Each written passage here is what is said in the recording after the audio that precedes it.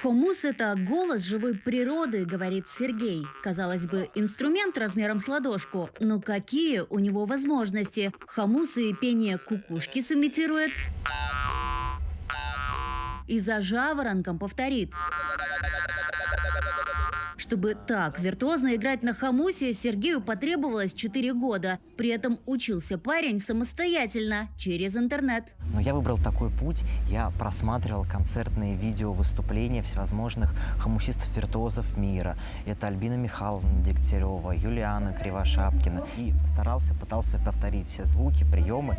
И вот с каждым разом все лучше и лучше у меня получалось изобразить все эти звуки, сымитировать. Сегодня Сергея в Нижнем Новгороде знает каждый. Он первый хомусчут в родном городе. Увлечение парня с восторгом приняли и в институте. Сергей учится на повара-кондитера. За вклад в культуру он даже стал студентом года и получил именную стипендию мэра города.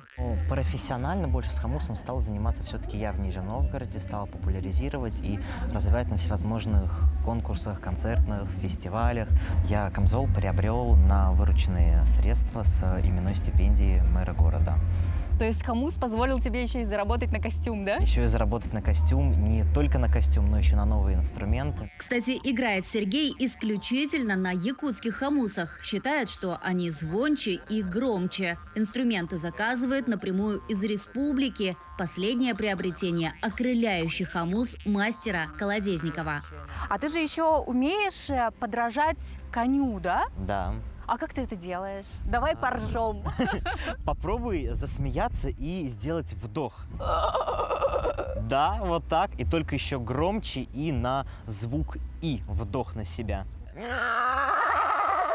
Мощно. Ну так я уже не могу. Но буду практиковаться, обещаю. Хорошо. Ржание коня, пение птиц, вой волка – это лишь малая часть умений хомусчута. В его арсенале также традиционная игра сыя-тарды, двуголосья, табыгыр. А впереди изучение новых приемов. Хомус для Сергея – это проводник в загадочный мир Якутии. В планах у нижегородца – поездка в республику. Айсена Бурнашова, Виктор Олесов, Москва.